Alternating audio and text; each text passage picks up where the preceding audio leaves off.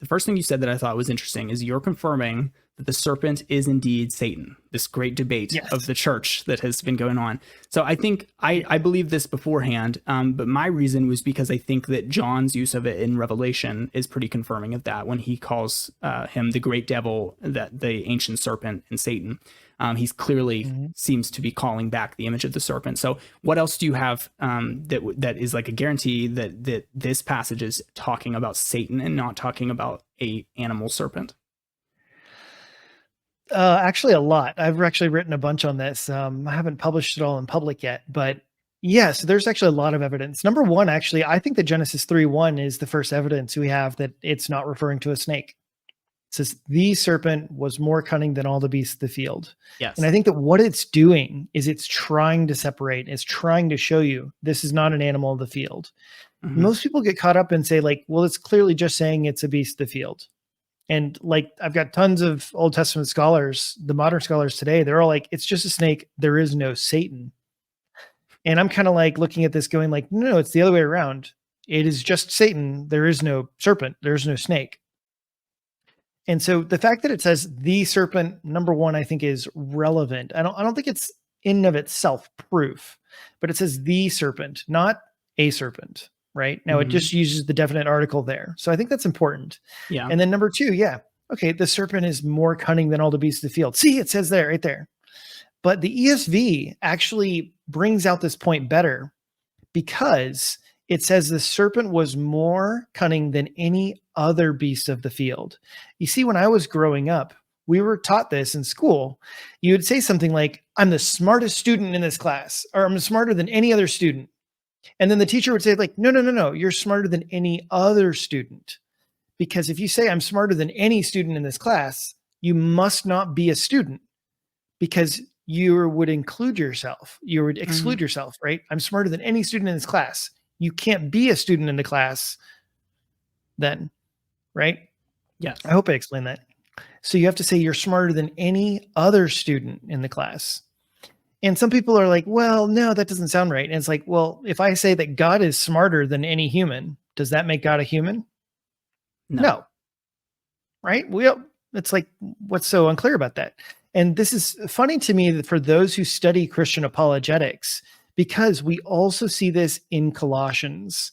In Colossians, the JWs, the Jehovah's Witnesses, they argue about this because it talks about Jesus being the firstborn of all creation, or the firstborn of anything. I can't remember. I don't have it off the top of my head. Yeah. But they add the word other, any other creation for exactly this reason. They want to be like, no. Jesus is a created being, right? Yes. He is one of these other ones. He's not supreme over it all. Yep. And so for that reason, I find it very surprising that people don't find this as a problem, just Genesis 3:1. But then further, it is the title serpent, right? So serpent. If Genesis 3, Nahash, if Genesis 3:1 had said the seraphim was more cunning than any beast of the field, would you have any question of what it is? No. You would just be like, it's an angel. Like, what are we talking about? Right? No question. Seraphim or seraph and Nahash are both references to serpents. So in Numbers 24, remember the story where it's talking about the serpents all biting the children of Israel and they're crying out, God, save us. And so God says to Moses, okay, go out and make for yourself a seraph and put it on a pole. Okay. That's typically translated as serpent as well. Put a serpent on a pole. Mm-hmm. Well, exactly. Right. So, but I'm just saying in the Hebrew, it says, go out and make a seraph and put it on a pole. And so then it says, so Moses made a Nahash and put it on the pole. Oh, interesting. The words are largely interchangeable, right? So there really isn't a massive distinction for talking about seraphim and Nahash. Now they are different words. I'm not going to contest that whatsoever. But what's more important to tell is the imagery. Hebrew is a much more hieroglyphic language. you should read it in the terms of pictures and stories. And so the notion of serpent is what it's going on in Isaiah 6 when it's talking about seraphim. And the part that finished it off and completely nailed it down for me was the fact that seraphim are depicted as serpents with wings. And what I mean seraphim, I mean the angelic beings in Isaiah 6 are depicted in ancient Hebrew seals by serpents with wings. That was their depiction. Wow. And so when you get back to Genesis, you're like, okay, wait. So you're telling me seraphim are depicted as serpents with wings, and now we have this serpent in the garden talking to Adam and Eve. And it's like, okay, so that sounds a lot like a serpent with wings, right? Wow. Or, well, not literally, but in the metaphorical sense, right? And then how do you determine, is it a literal snake or is it a figurative snake? Context. Wow. The serpent is talking to Eve. Everybody that I know acknowledges there isn't any reference in ancient Near Eastern literature talking about talking snakes. We don't have talking snakes in general, right? Yeah. So we do have a talking serpent in this context. Yep. So why is it talking? Because it's the garden cherub. The other thing that I think further nails this down is Ezekiel 28. Ezekiel 28, which refers to you were in Eden, right? You were the garden cherub. Anointed were you, more beautiful than all of creation, right? Adorned with all these jewels, jasper, topaz, onyx. And so it's like, okay, wow. And then it talks about you're perfect and blameless from the day I created you, for until sin was found in you. Mm-hmm. Yeah.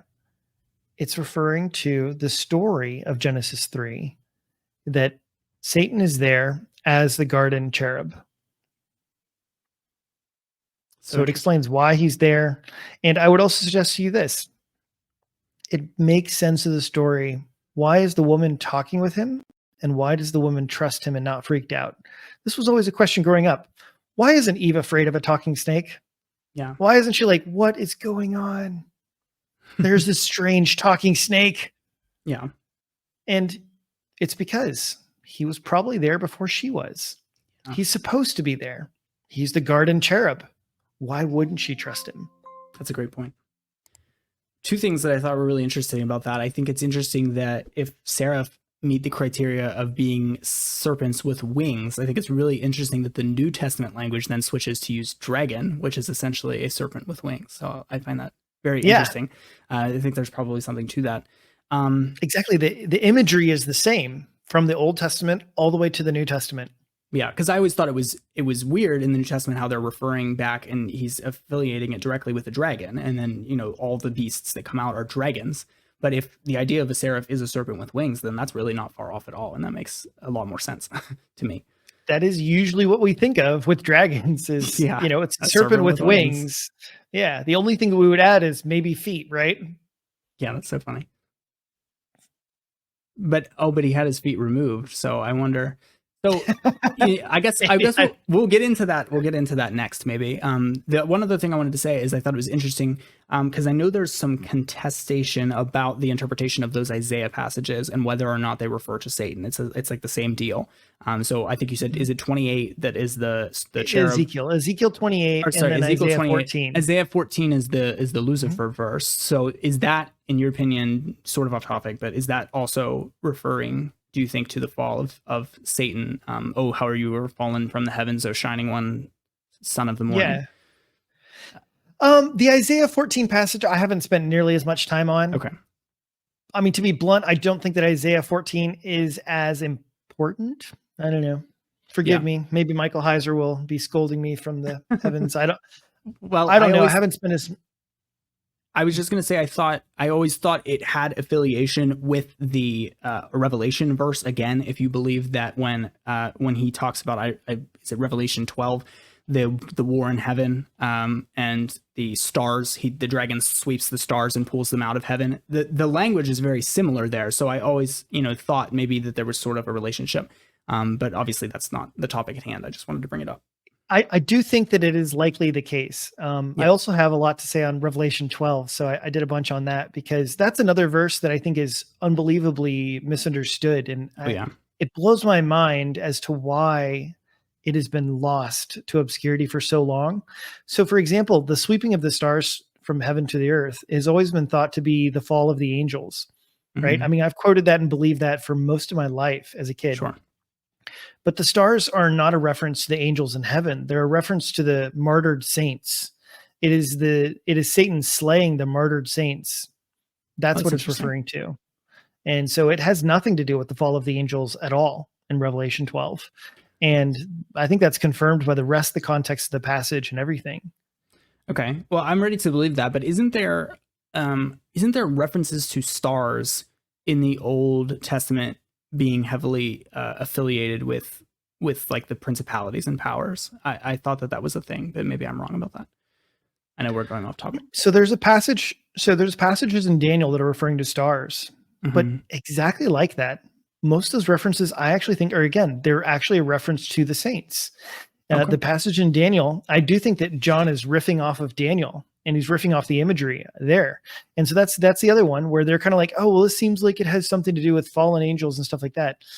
No, it has to do with the saints. And it talks about the saints who grow up brighter and brighter and brighter till they shine like stars in the heavens. And then they're ultimately killed. And then the little horn comes and tramples them down on the ground, which again, same type of imagery. Trampling them on the ground is a euphemism for death. Just as with his tail, he threw them to the earth. It's a euphemism for death. Oh, wow. Okay.